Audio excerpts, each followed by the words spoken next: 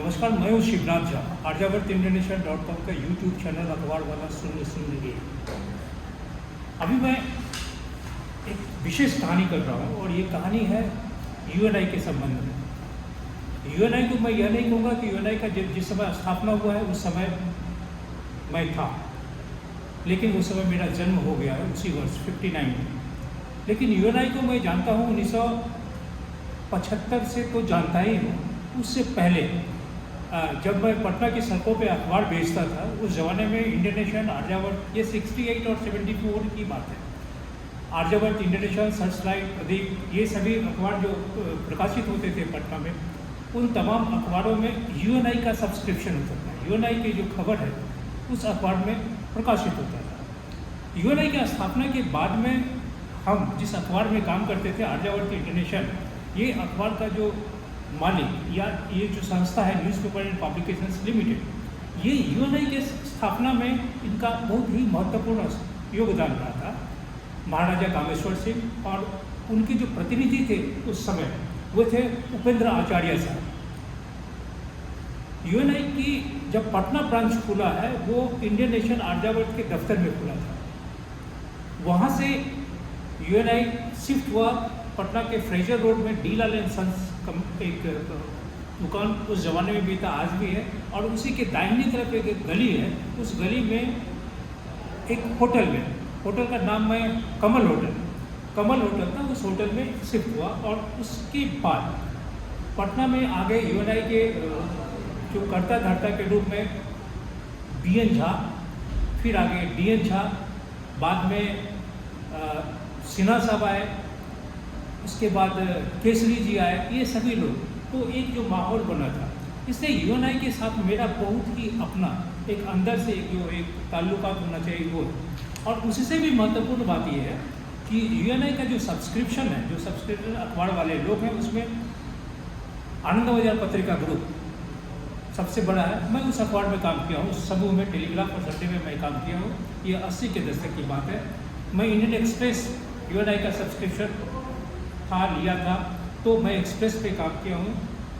Indian nation तो मैं था ही, बाद में स्टेट्समैन अखबार में भी काम किया, जो सब्सक्राइबर भी था, प्लस आज जो यूएनआई को खरीदा स्टेट्समैन।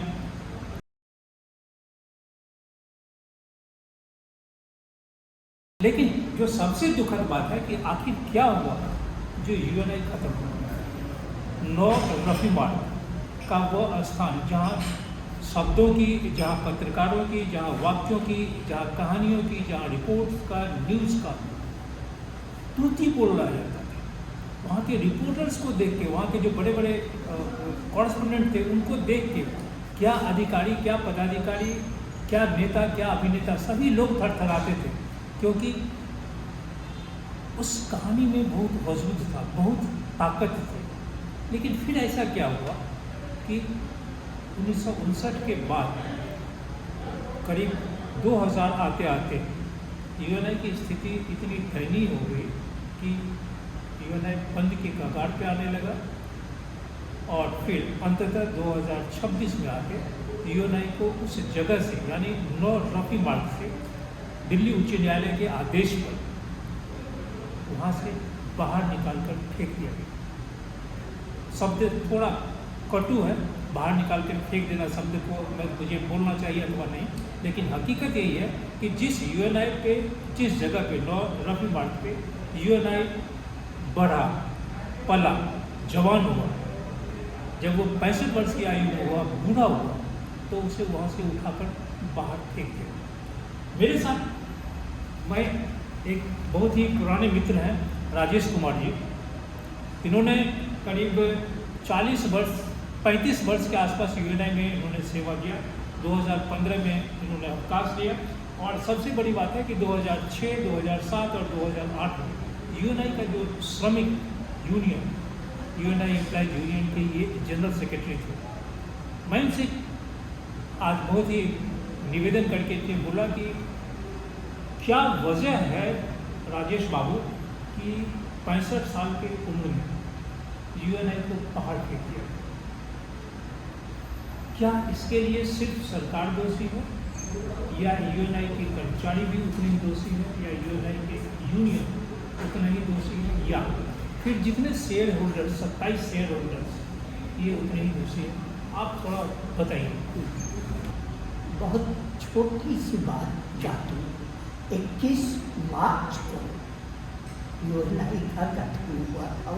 बिल्कुल, पहली कहानी 21 मार्च को गया और 20 मार्च को ये जमीन ले ली।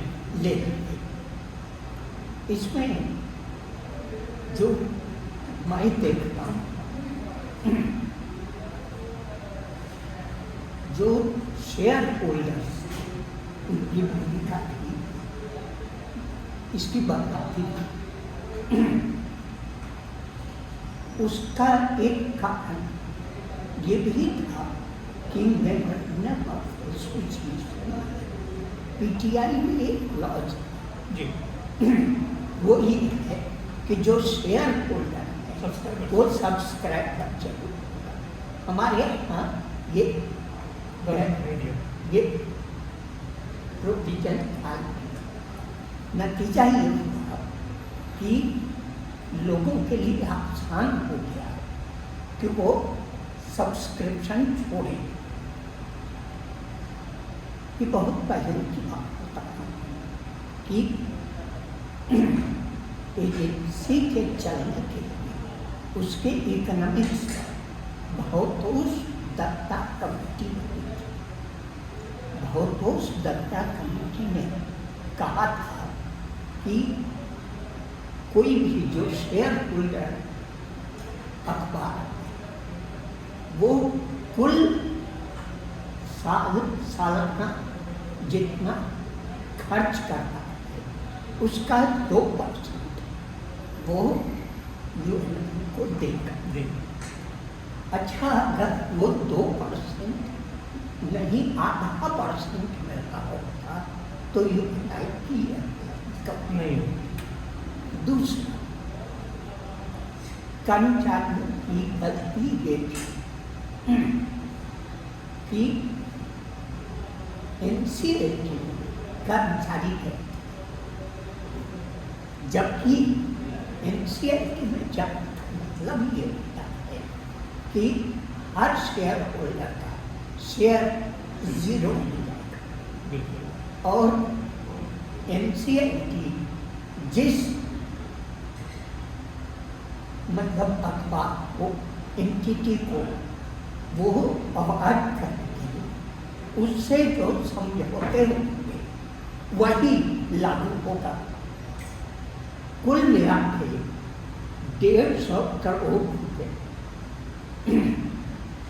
सैलरी का बकाया 21 साल तक हो। ये लगभग 2008-9 से शुरू हुआ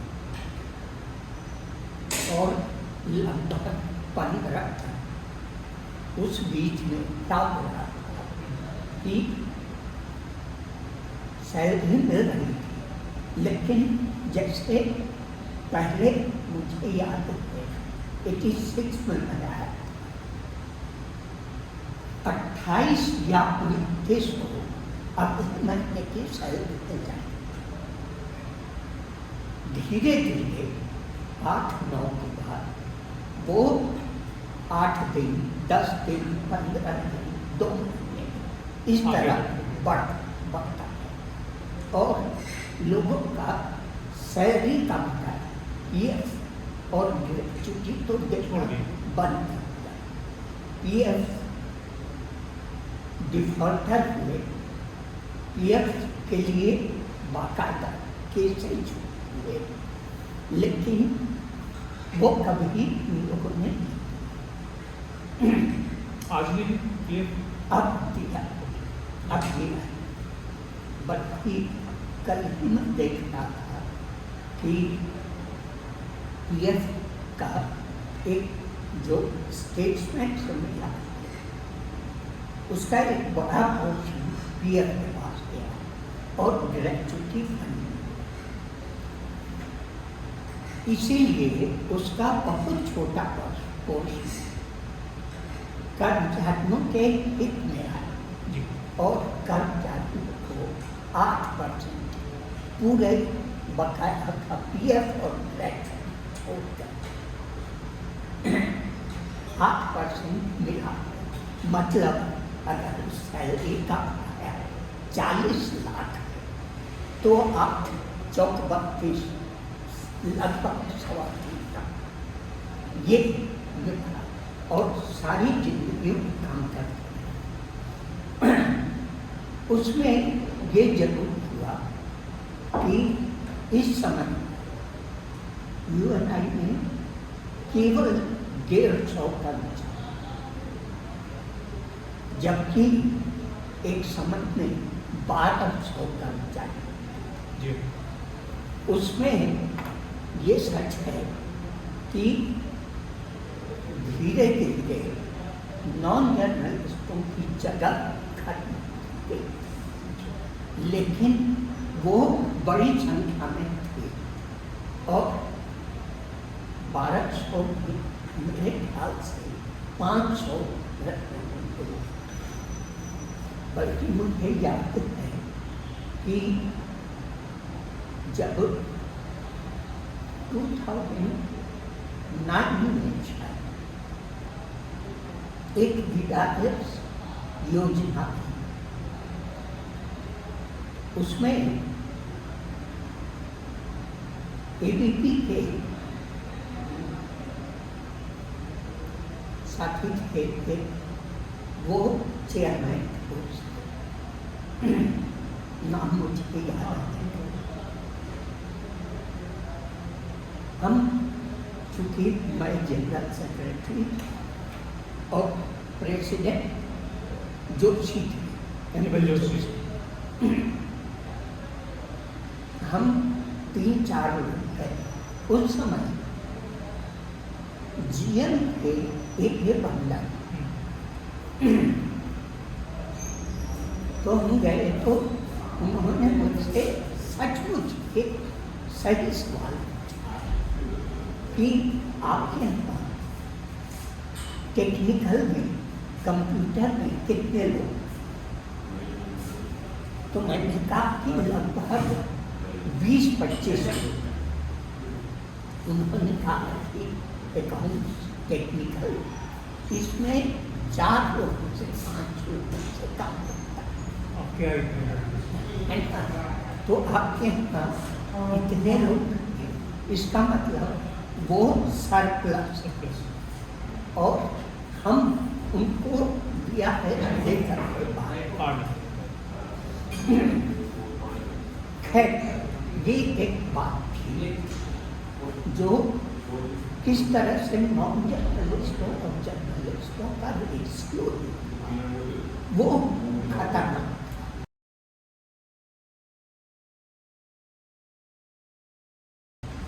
एक बात बताइए यहाँ पे कि क्या मैनेजमेंट में जर्नलिस्ट और नॉन जर्नलिस्ट, वैसे हमारे बहुत सारे अखबार में फीलिंग है, यूएनआई में ये ज़्यादा फीलिंग हो गया था कि डिवाइड एंड रूल किया जाए। जर्नलिस्ट यूनियन के लिए उनसे जो मैनेजमेंट की बात होती थी वो कुछ अलग तरीके से, नॉन जर्नलिस्ट से बात होती नहीं, यूनियन एक ही, दोनों ही। यूनियन एक ही थी। ये सच है कि नॉन जर्नलिस्टों का वर्चस्व था। वो पैरियल भी, जैसे कोई पहाड़ी है तो पहाड़ी लोग बड़ी संख्या में, हम लोग एक समय में यूएनआई में कहते थे बिल्कुल कि 4 महाशक्तियाँ हैं, यूएसएसआर, यूएसए, यूएसएसआर, बिहार और पहाड़। तो बिहार और पहाड़ ये बहुत, लेकिन ये कह सकते हैं कि जब मकान बनने की, बिल्डिंग बनने की नौबत आई, एक समय में ज्ञानी जैल सिंह को उद्घाटन करना, मतलब फाउंडेशन स्टोन देना। उस समय यूएनआई के पास सरप्लस पैसे यस और वीरेंद्र मोहन उस समय जीएम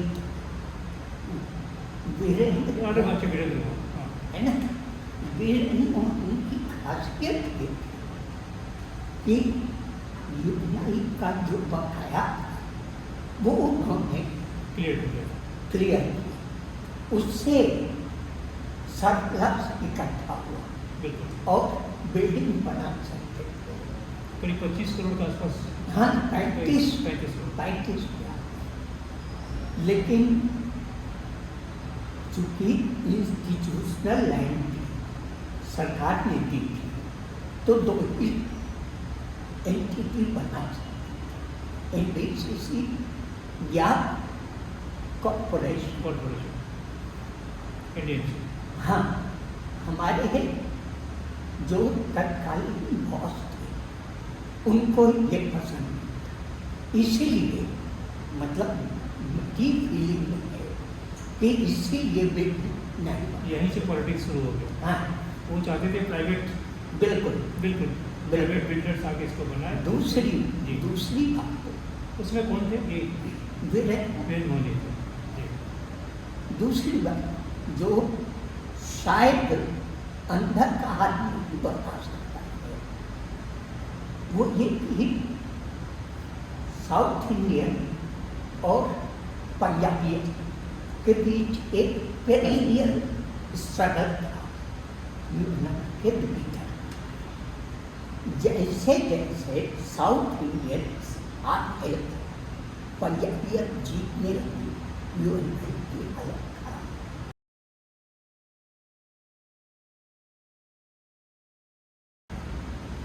यहाँ पे बीच में एक पेड़ में सुभाष चंद्र का यूएनआई से कहीं दूर दूर तक रिश्ता नाता कोई नहीं रिश्ता नहीं था।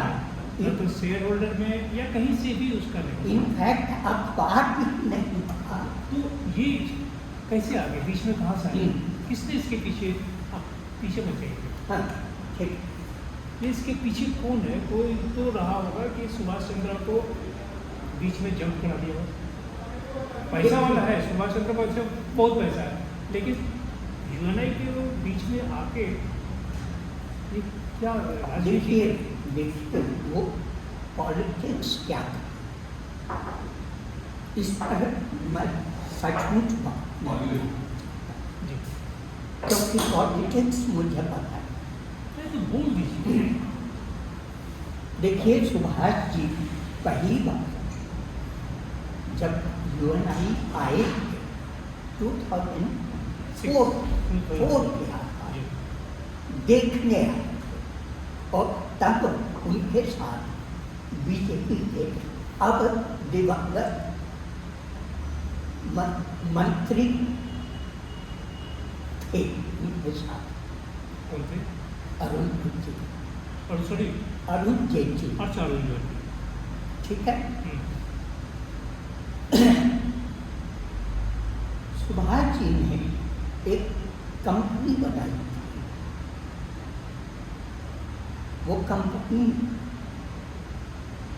मीडिया वेस्ट प्राइवेट लिमिटेड उसी ने खरीदी थी बिल्कुल बिल्कुल जबकि मुसलमान एसोसिएशन बहुत साफ कहता है कि आपके पास अखबार के मालिक आप हो तभी आप शेयर होल्डर हो सकते हैं अब सुभाष जी अखबार पे नहीं उसमें डीएनए भी नहीं है जी सुभाष जी ने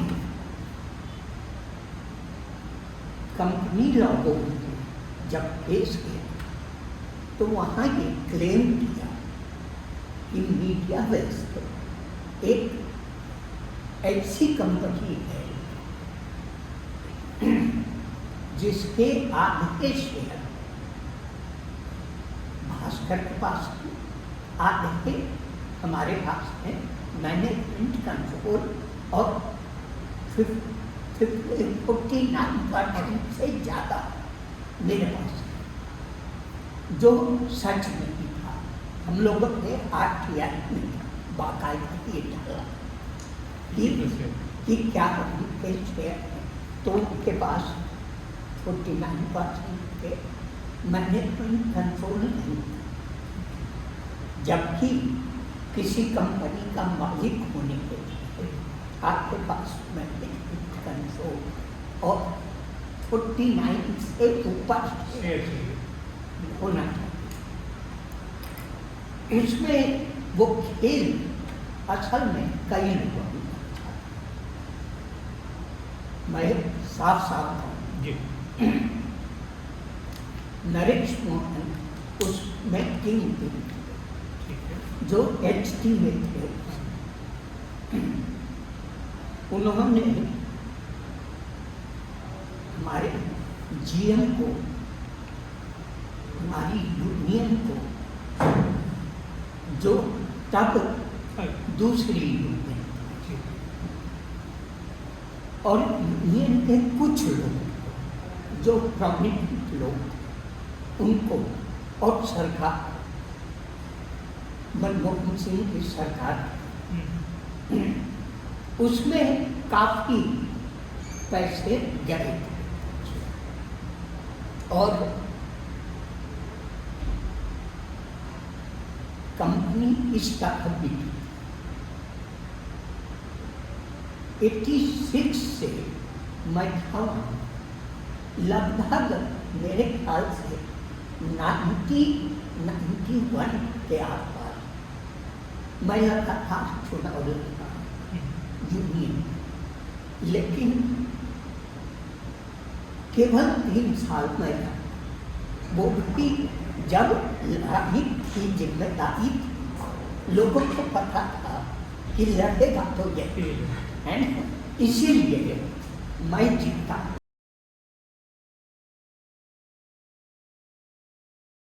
मेरे ख्याल से 2008 में सुभाष चंद्र फिजिकल पोजीशन पे मिला और वो मतलब बेतरह अजीब घटनाओं में सुभाष जी आए और इत्तेफाक से वार्ता के कमरे में चले गए, प्रवेश के साथ में GM के साथ। तब उनको लगा होगा कि यहाँ तो 8-10 लोग हैं, तो ये GM का कमरा नहीं है। और तब तक मैं बाहर से देख रहा था, सुबह से मुझे लग रहा था कि कुछ हो, इसलिए कि कई गाड़ी आ रही थी, जा रही थी, पार्किंग में रुक रही थी, बड़ी गाड़ी। तो मुझे मालूम था कि कुछ होना है। जब सुबह जी आए तो मैं लगभग बाहर बैठा था, वो मैं दौड़ता हुआ गया और मैंने उनके तब तक उलट गए तो मेरे सामने, और मैंने सुबह बात जाओ के बारे अंदर जिन लोगों ने देखा नहीं था, उन्होंने भी नारे लगाए कि बाहर जाओ बाहर, और तब वो निकले और GM के कमरे में घुस गए। GM तब MP लॉ वो तैयारी थी। इनफैक्ट MP लॉ बहुत जूनियर थे, बल्कि शोभना भारतीय से जो चेयरमैन जब इनके लाल थे, सारे सीनियर्स को छोड़ करके MP लाल को बनाया गया।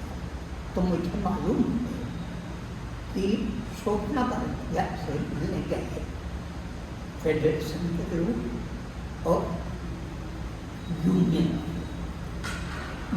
नहीं, फेडरेशन और यूनियन के बीच एक झगड़ा रहा है। फेडरेशन बेसिकली फेडरेशन को ऑल इंडिया जो रीसर्च हाँ, एजेंसी, हाँ, फेडरेशन, ह्यूमन राइट की फेडरेशन, लेकिन वो बहुत वाइब्रेंट ऑर्गेनाइजेशन थी इस सेंस में कि उसके चुनाव उस तरह से नहीं होते, लेकिन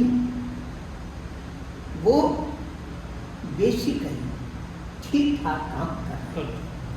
तो फेडरेशन मैंने गया सुनना और मुझे मालूम है एक साउथ इंडियन पत्रकार थे, बहुत सीनियर थे, उन्होंने ये तक कहा सोचना कि अगर जिसको आपने चुना वो अगर एक सेंटेंस इंग्लिश का लिखा तो मैं किसी भी समझ नहीं जानता, तो वो लॉल के बारे में, हाँ, तो वो कर नहीं सकते थे, लेकिन वो तैयार थे कंपनी को बेचने। तो इसका मतलब कि शोभना भारती भी इस कंपनी को बेचने में मेजर रोल प्ले की। कह सकते हैं अब कि चूँकि देखिए जो एक स्ट्रक्चर है उसमें शेयर होल्डर्स आमतौर पर डे टू डे फंक्शन में इंटरफेयर, तो शोभना भाटिया को हो सकता है कि पता ना हो, चूँकि रिकमेंडेशन यहाँ से गया था तो उसके कारण उन्होंने मान लिया, ये हो सकता है। लेकिन मैं पहले कह चुका हूँ कि शेयर होल्डर्स की एक बड़ी जिम्मेदारी थी जो पूरी जिसको उन्होंने कभी नहीं।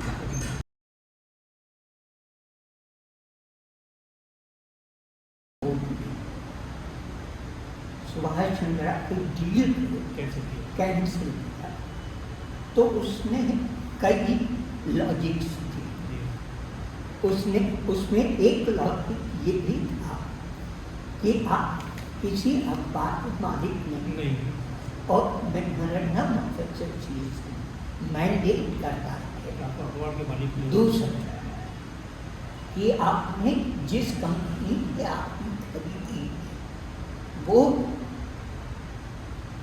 इन्वेस्टमेंट कंपनी पॉलिसी कंपनी है ना, और सेक्शन 25 कंपनी जो नो प्रॉफिट नो लॉस की कंपनी, उसमें आपकी दिलचस्पी क्यों है? इन्वेस्टमेंट कंपनी की ये समझने का, लेकिन उसी में एक पॉइंट ये भी था कि जो प्रेजेंट शेयर होल्डर जो कंपनी गए उसमें प्रोमिनेंट ये भी है ना, तो हाँ ठीक है, तो वो कोशिश ABP के पास में 29 पॉइंट सब नहीं 29 कम था,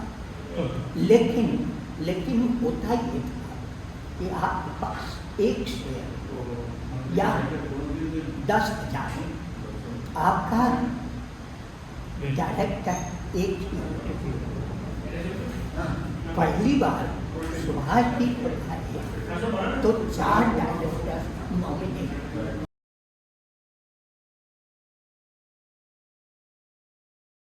जो आपने सवाल पूछा वो ये कि सुभाष जी के जाने के बाद स्टेट्समैन कैसे आ असल में 2022 में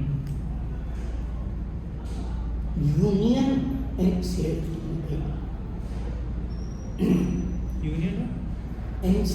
में गई अच्छा यूनियन, मैंने 2015 में भेजा, उसके बाद लगातार जेबी यूनियन बनती रही। 2022 तक मेरे ख्याल से 1.25 करोड़ रुपये बकाया हो गए थे और यूनियन ने इसका इस्तेमाल किया। उन्होंने एम्प्लॉयज को समझाया कि अगर कंपनी बिक जाए तो आपके पैसे हो सकता है मिल जाए, लेकिन मैं पहले कहा चुका हूँ 8% मिला। 8% इसलिए कह सकता हूँ कि 2015 में जब रिजाइन किया मैंने तो सैलरी लेट हो रही थी और धीरे धीरे हम जा रहे थे। 7-8 लोग हमारे साथ जीएम के कमरे तक घुसते थे कि सैलरी क्यों लेट हो रही। अगर मुझे लगा कि अगर 8 लोग इस पूरे संस्थान में 8 लोग ही जा पाते हैं एक साथ, तो इसका मतलब है कि अब लड़ने को बिल्कुल तैयार है।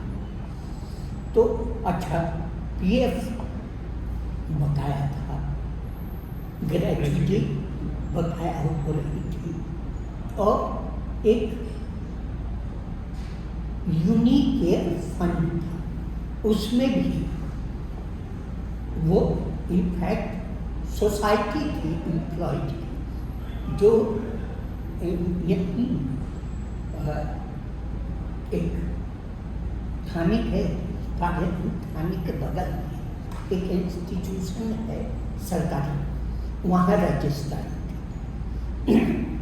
तो मुझे लगने लगा कि अगर लोग लड़ने को तैयार हैं, क्योंकि मेरी योजना ये थी कि सुभाष जी से लड़ने के बाद आपको अपने मैनेजमेंट से लड़ना, और उसमें मेरी योजना थी कि कैसे कंपनी को आप सेव करें, डेमोक्रेटाइज करें, लेकिन उसके लिए लोग तैयार नहीं थे। तो 2015 में मैंने रिजाइन किया। ग्रेजुटी मुझे मिली, पीएफ मैंने लड़ के लिखा और सोसाइटी का भी पैसा मैंने इंटरेस्ट के साथ लड़ के लिखा। लेकिन 2022 तक चूंकि लोगों का बकाया, हाँ मैं सिर्फ ये कहा था कि 1% कैसे मुझे पता है। असल में एक दिन मेरे अकाउंट में 10 या 11 हज़ार रुपये आए, तो मुझे समझ नहीं आया कि ये कैसे आया। पता चला कि एक जो एडमिनिस्ट्रेटर थे एनसीएलटी ने जो अपॉइंट किया था, पूजा बहादुर, उनका नाम था। पूजा बहादुर ने एक फॉर्म भरवाया, तो उसमें हम सब का केस वेज बोर्ड का कोर्ट में है और उस केस में कुछ होना नहीं है। लेकिन पूजा बहादुर ने जो फॉर्म भरवाया तो उसमें मेरे ख्याल से 1.25 लाख रुपये मेरे बनते थे। उसी का 8% मेरे अकाउंट में आया, इसलिए मुझे मालूम है कि 8%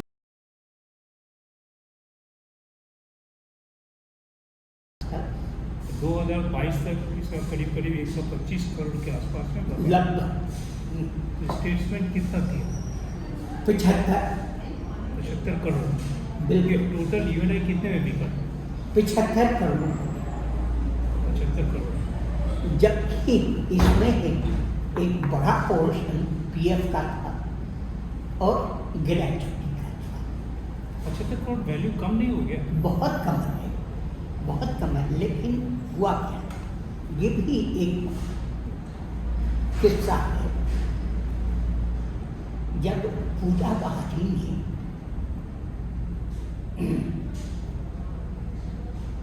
एक्स पार्टी ये फैसला एनसीएलटी ने दिया, इसलिए कि कोई शेयर होल्डर उसमें रिप्रेजेंट नहीं किया, उसमें केवल यूनियन थी और यूनियन को एक्स पार्टी ऑर्डर मिल गया।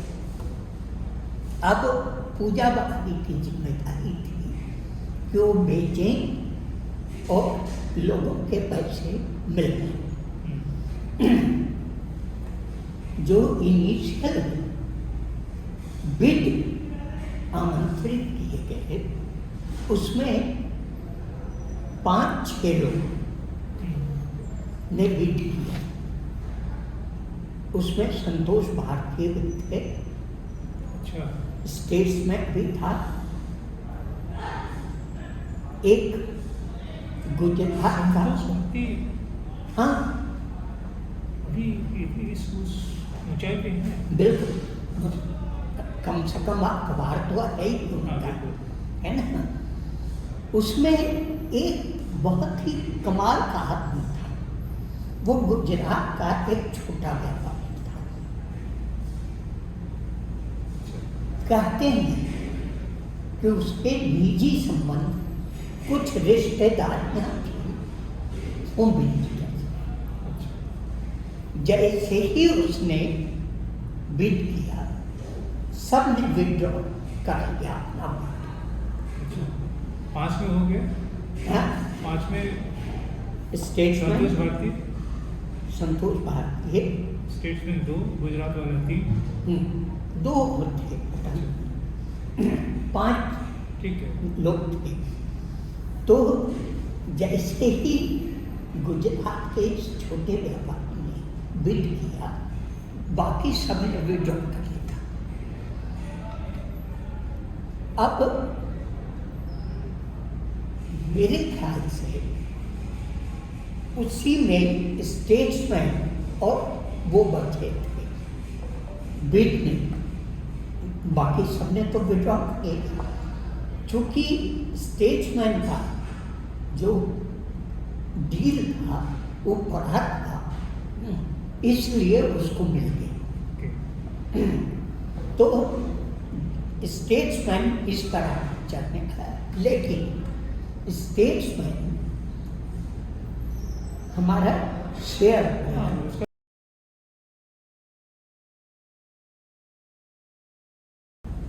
मेरे ख्याल से मेरी जानकारी है उसमें स्टेट्समैन फेस पैसे कैसे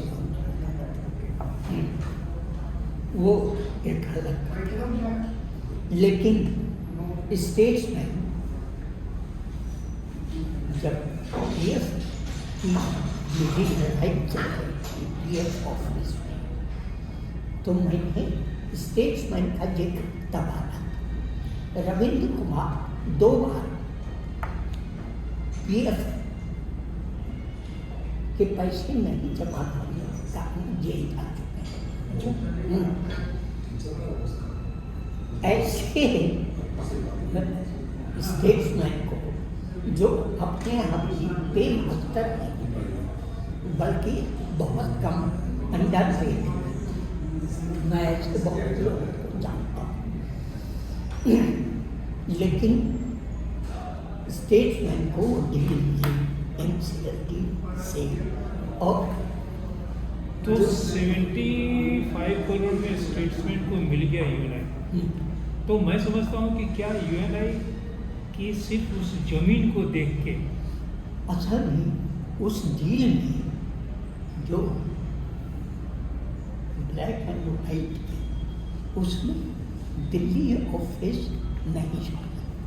अच्छा, पता नहीं क्यों वो इंक्लूड ही नहीं किया गया।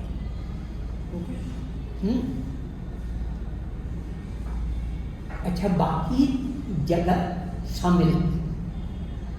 तब भी अगर जयपुर है, बेंगलोर है, हैदराबाद है, मुंबई है, तो 75 करोड़ से तो अधिक यही होता है ना। इसके अलावा देखिए जो हमेशा कहते हैं कि एनसीएलटी में कर्मचारी यूनियन है, इसका एक अल्टीरियर मोटिव हमेशा होता है ना, क्योंकि वहाँ कुछ नहीं मिलता है वहाँ अंत में कर्मचारियों के साथ धोखा ही होता है। बेहतर तरीका ये था कि आप अपने मैनेजमेंट से लड़ते, क्योंकि वहाँ तो शेयर होल्डर हैं और चाहे जो हो। फिर यहाँ की तरफ से है, अगर इस डील में 9 रफी मार्क नहीं है तो फिर 9 रफी मार्क पे स्टेट्समैन कैसे दावा किया? स्टेट्समैन दावा किया, कोर्ट में गए, लेकिन उस डील में वो शामिल नहीं, ये सच है। अच्छा, इनफैक्ट सरकार की जो कीमत है 9 रफी मार्क की, वो 409 करोड़ सरकारी कीमत। अगर मार्केट में सोचे तो वो कई हजार करोड़ में।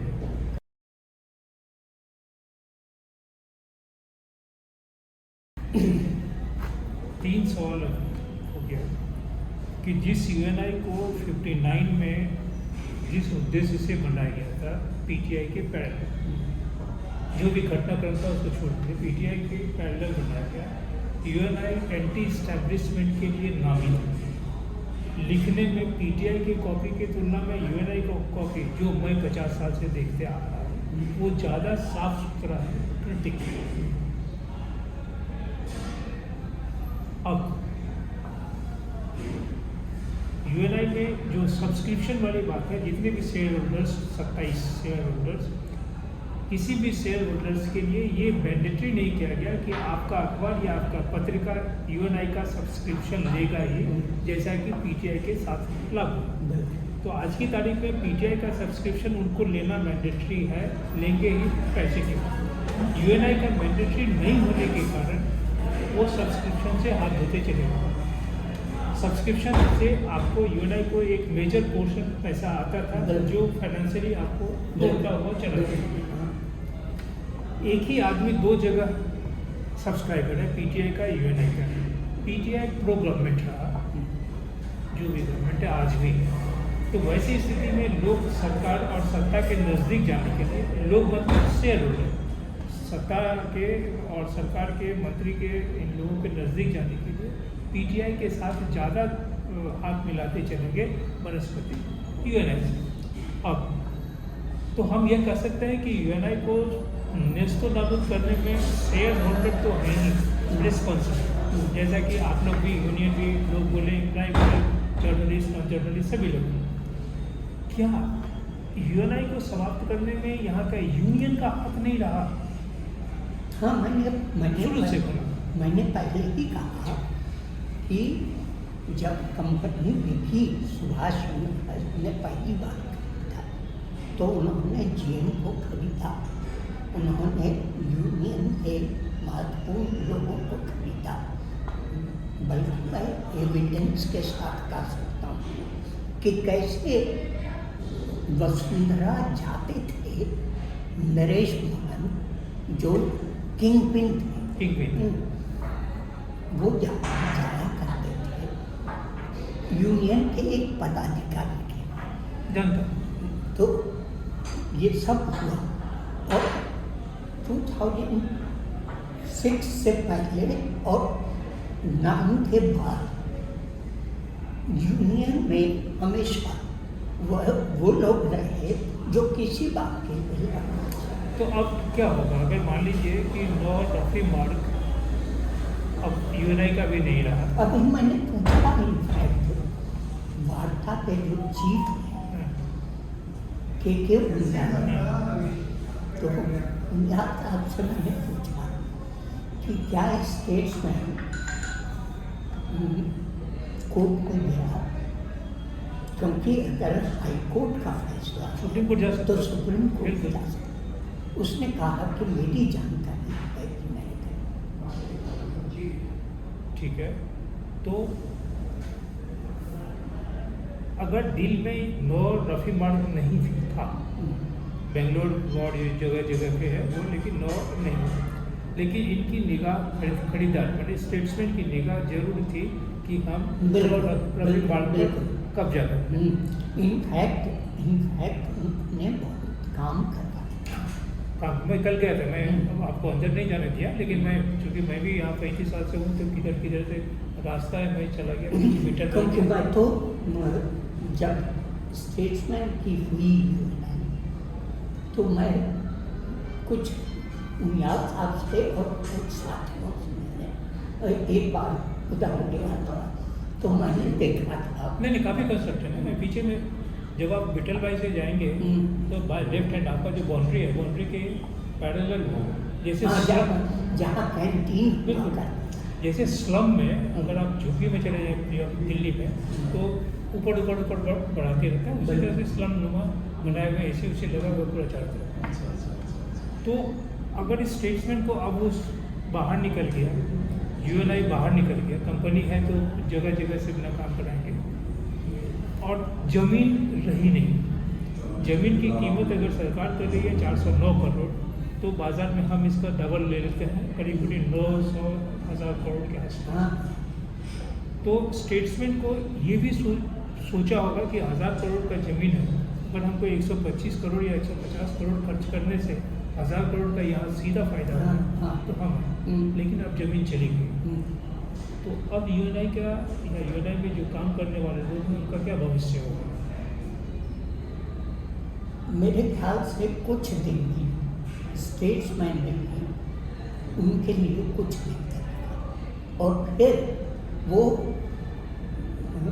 कंपनी बंद हो जाएगी, इसलिए कि कोई चलाना नहीं हो जाए।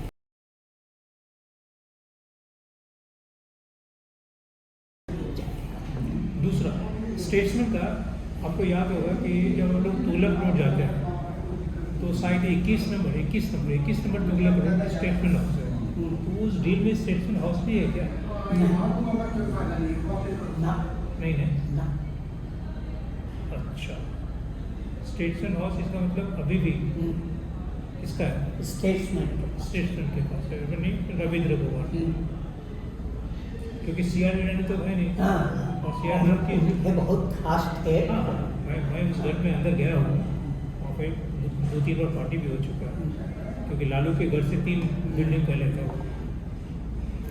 तो अंत में क्या बोलेंगे, यूएनआई का भविष्य अंधकार में है ही। बिल्कुल। और इन लोग क्या चाहिए, कभी भी प्राइम मिनिस्टर से जाके मिलें, बोलें। ऐसी बात तो नहीं है कि नरेंद्र मोदी को इसके बारे में मालूम नहीं होगा। देखिए, एक चीज़ मैं कहता हूँ, एनसीएलटी में जब गए थे और मैं एक दिन गया, तो मुझे किसी ने कहा कि ये एनसीएलटी में गया। तो मैंने कहा कि देखिए, मैं इस पीएम को जितना समझता हूँ उसमें ये हिंदुस्तान समाचार में थे, इसलिए को संगठन का ये इंडिविजुअल है, और इसीलिए एएनआई को तो दे सकता है क्योंकि वो पर्सनल दुकान, वो पीटीआई को, हिंदुस्तान समाचार को कतई नहीं देगा। तो अब भी मैं मानता हूँ कि अंत में सरकार ने जो बात कहीं चली जाएगी, लेकिन सरकार ने जो लिया है उसका फिर उनके मन में कोई योजना होगी, कोई इंडिविजुअल